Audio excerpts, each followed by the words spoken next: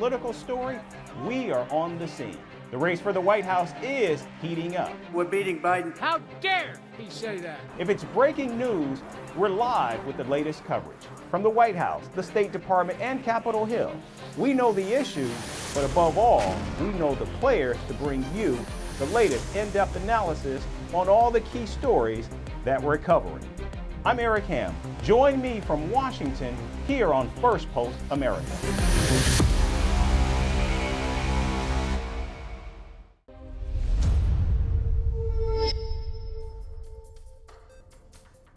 Hello and welcome to Firstpost America. I'm Eric Ham, coming to you live from the nation's capital in Washington, D.C. Over the next few minutes, we'll take you from the United States and around the world, covering all the top stories of the day. But before that, here's a look at the latest headlines.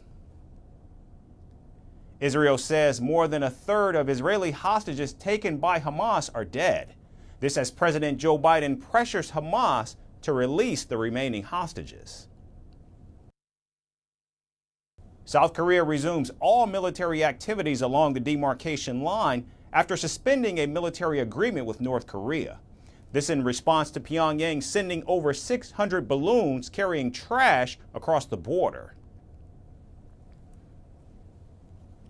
Turkey expresses interest in joining the BRICS. Moscow welcomes Ankara's desire to be part of the bloc.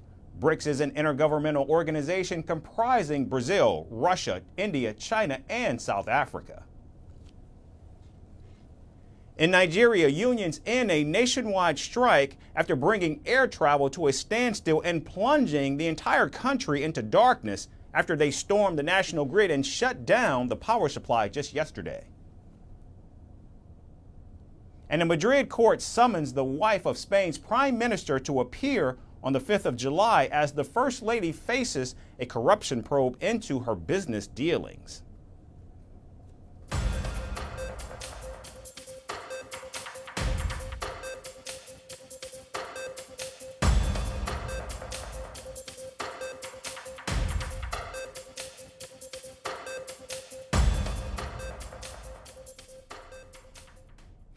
We begin in India, where results were declared for the world's biggest election. Prime Minister Narendra Modi's party and its coalition members have secured a majority and a historic third term. Yet the ruling party faced stiff competition over the 24-strong opposition coalition. Now all eyes are on two regional leaders who could play kingmakers. Our next report gets you all the details on India's landmark election.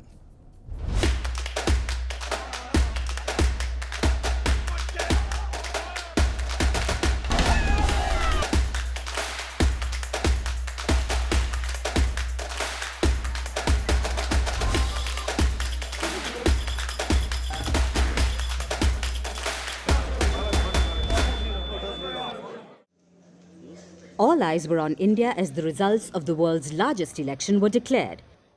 India's ruling Bharatiya Janata Party and its coalition, the National Democratic Alliance, won a third consecutive term. The world's biggest election was held in 7 phases over a span of 6 weeks. Over 600 million people cast their ballot. India's parliamentary election is fought over 543 seats. Any party that secures 272 seats or more wins with a clear majority. The ruling Bharatiya Janata Party or BJP-led NDA had swept the polls in 2014 and 2019. They are set to form the central government for the third time. The BJP had clean sweeps in the states of Himachal Pradesh, Uttarakhand, Arunachal Pradesh, Madhya Pradesh and Delhi. The ruling party also won big in Gujarat, Chhattisgarh and Assam. While the NDA did cross the majority mark, it was a much closer race than anticipated. The big winner in this election are the BJP's coalition allies. पांचवी जीत जनता की है क्योंकि पांचों चुनाव मेरे Bharatiya Janata party के कार्यकर्ताओं ने दिन रात एक करके लड़ाए और जनता ने दिल खोलकर आशीर्वाद पांचों चुनावों में दिया। न केवल मेरी जीत हुई 5वीं बार बल्कि हिमाचल प्रदेश की चारों सीटें भारतीय जनता पार्टी ने जीती, जिसमें हमीरपुर संसदीय क्षेत्र को हमने लगातार जीता है। During campaigning, the ruling BJP had joined hands with the Telugu Desam Party or the TDP in Andhra Pradesh and the Janata Dal United or the JDU party in Bihar. Now the BJP will have to rely on both the TDP and the JDU to run the coalition government. TDP leader Chandrababu Naidu has made a sweeping return to the centre stage by winning Andhra Pradesh. JDU leader Nitish Kumar had recently switched sides again to the NDA from the opposition India bloc. Reports say that Prime Minister Narendra Modi has personally spoken to both Chandrababu Naidu and Nitish Kumar. The BJP faced a stiff contest from the opposition India alliance. The INDIA bloc has more than 24 opposition parties who have made large electoral gains compared to the general election of 2019. The biggest setback for the ruling party came in the states of Uttar Pradesh, West Bengal and Maharashtra. During the 2019 polls, the BJP had clinched Uttar Pradesh and Maharashtra. This year, they were handed some of their biggest upsets in these two states. In Uttar Pradesh, Samajwadi Party leader Akhilesh Yadav rallied hard in coalition with the Congress to secure major victories. ये चुनाव India गठबंधन और Congress party सिर्फ एक राजनीतिक दल के खिलाफ नहीं लड़ी थी। ये चुनाव हम बीजेपी एक राजनीतिक दल, हिंदुस्तान के इंस्टीट्यूशंस, हिंदुस्तान का जो पूरा गवर्नेंस का स्ट्रक्चर है, इंटेलिजेंस एजेंसीज, सीबीआई, ईडी, ये सब आधी जुडिशरी, इन सब के खिलाफ हम लड़े थे, क्योंकि इन सब संस्थाओं को, इन सब इंस्टीट्यूशंस को नरेंद्र मोदी जी ने और अमित शाह जी ने कैप्चर करा, धमकाया, डराया. In Maharashtra, Uddhav Thackeray's Shiv Sena party faction and Sharad Pawar's Nationalist Congress party banded together against the BJP. Even the Congress has increased its seat share compared to the 2019 election. The BJP will return to power for a third consecutive term. However, this was not the victory they had aimed for. Exit polls had pegged them at winning over 300 to 350 seats on their own. But the results have shown that the BJP has fallen well short of the poll predictions. The unexpectedly close race spooked India's stock market as shareholders lost millions of dollars. The strong showing by the opposition means that pushing the NDA's agenda will become harder for Prime Minister Modi as he secures a historic third term. In the Middle East, Lebanon-based Hezbollah launched a squadron of drones targeting Israeli military installations. This marked the first time Hezbollah deployed such weapons against Israel since the start of the conflict in October of last year.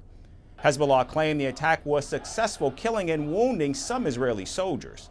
The Iran-backed group said the attacks were in retaliation for an assault on one of its members in southern Lebanon. The group also launched a barrage of 30 rockets towards key targets in the Golan Heights. Meanwhile, the Israeli army said no deaths were caused due to the attacks by Hezbollah. Now, Israeli Prime Minister Benjamin Netanyahu's office said it was closely monitoring the tense situation. Now, Hezbollah's drone strikes prompted massive forest fires in northern Israel and forced the partial evacuation of Kiryat Shimona city. It's been reported that 6 military reservists were in fact injured as a result of smoke inhalation while battling the blaze. In response, Israel carried out an airstrike in southern Lebanon, which claimed to kill a prominent Hezbollah operative, Hussein Sabra. According to the Israeli Defense Forces, Sabra was a member of Hezbollah's force buildup unit and involved in efforts to improve the group's air defenses. Recently, there's been a spike in hostilities along the southern border of Lebanon, with both sides striking each other's military targets. And with the escalation and cross-border violence between the two adversaries, fears of another war erupting in the region are growing. And in Europe, Ukrainian forces claim they successfully struck Russian air defense systems inside Russian territory. This comes just days after President Joe Biden gave Kyiv permission to carry out limited strikes inside Russia using American weapons. However, it remains unclear if the recent strikes by Ukraine involved weapons actually supplied by the United States.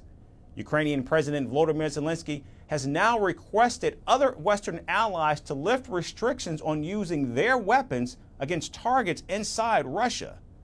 Now, this all comes as President Zelensky reaches out to his allies in preparation for the Ukraine Peace Summit later this month. Switzerland will host a two-day event on the 15th and 16th of June, and over 50 countries have agreed to participate. However, Russia has not been invited for the ceasefire talks, and now Vladimir Putin's allies are rethinking their attendance at the summit. In fact, Saudi Arabia has reportedly decided not to attend the peace talks.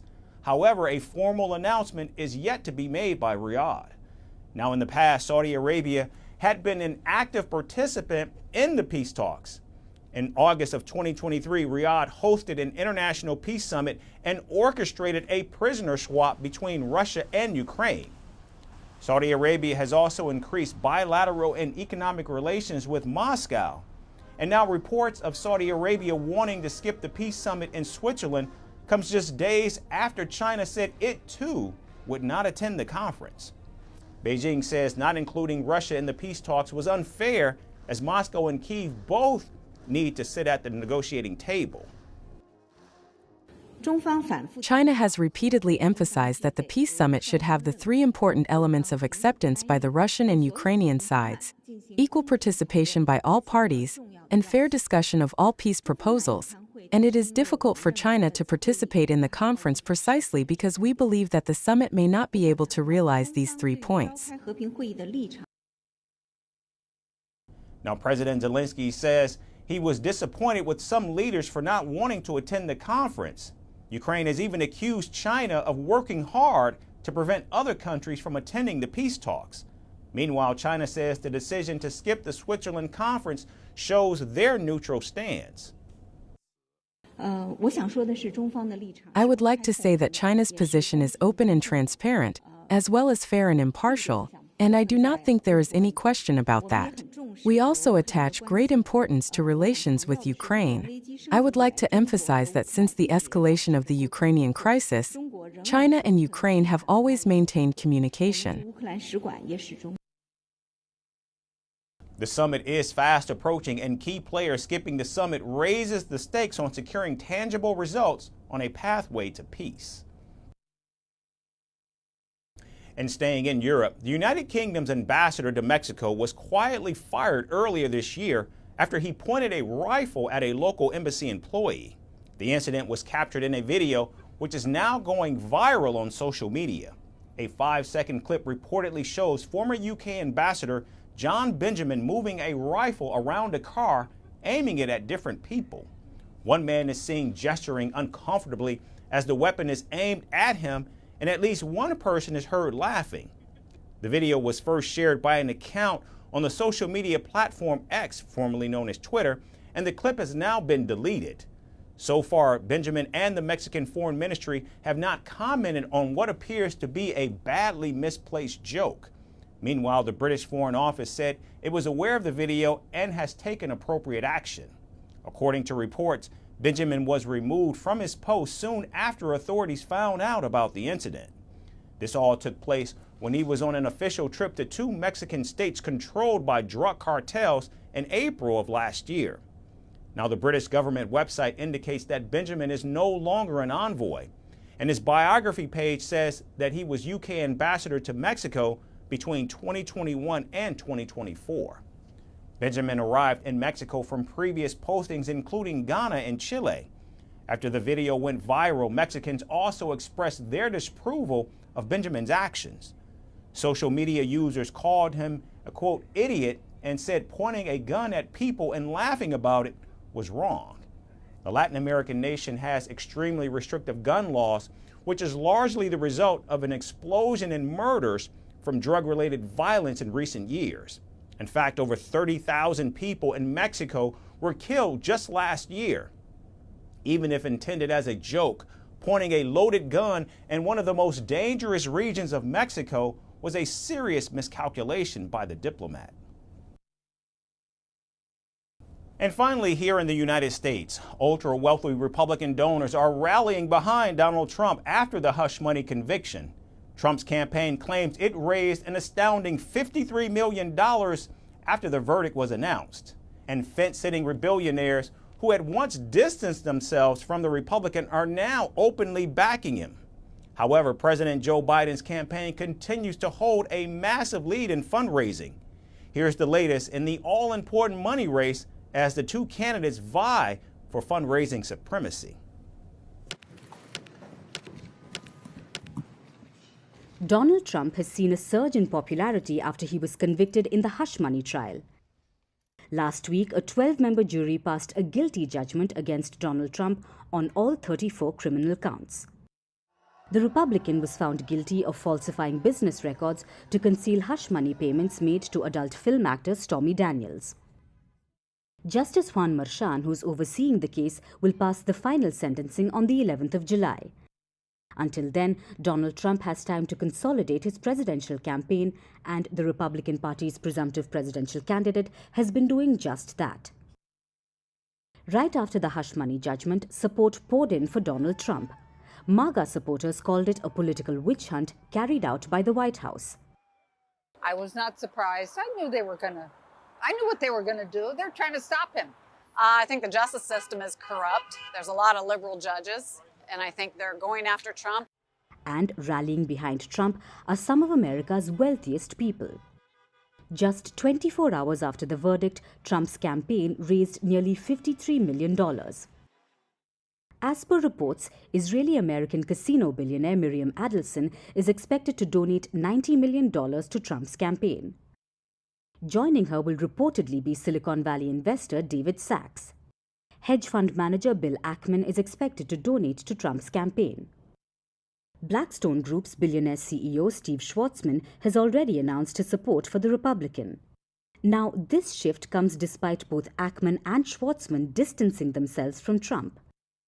However, the hush money trial conviction has changed the winds in favor of Trump. Sitting on the fence is billionaire Elon Musk. The Tesla CEO has previously said that he wouldn't donate to either Donald Trump or Joe Biden. However, after the hush money trial, Musk voiced support for the Republican and called the judicial system politically motivated. Musk, who also owns the social media platform X, formerly Twitter, will also host Trump for a live-streamed town hall-style event. Now, despite Trump receiving a wave of funding after the hush money trial, the Republican lags behind his political rival Joe Biden. By the end of April, Biden's campaign had a record $192 million cash on hand. In comparison, Trump only had about $93 million. Now the influx of cash after the hush money trial has given Trump a much-needed boost. But experts believe that money is not going to determine the elections. With D-Day just 5 months away, Trump has to juggle legal battles and political rallies. On the other hand, Joe Biden is focused on scoring domestic and diplomatic wins. This includes Biden's plan to bring a ceasefire in the Middle East, while also working at improving America's stagnating economy. That's our show for today. We certainly thank you so much for tuning in. We hope to see you right back here again tomorrow. Thanks again for watching.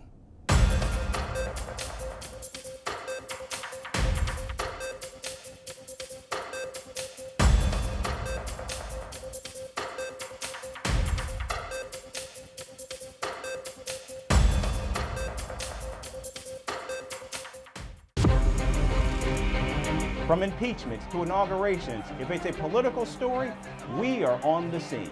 The race for the White House is heating up. We're beating Biden. How dare he say that? If it's breaking news, we're live with the latest coverage. From the White House, the State Department, and Capitol Hill, we know the issues, but above all, we know the players to bring you the latest in-depth analysis on all the key stories that we're covering. I'm Eric Ham. Join me from Washington here on Firstpost America.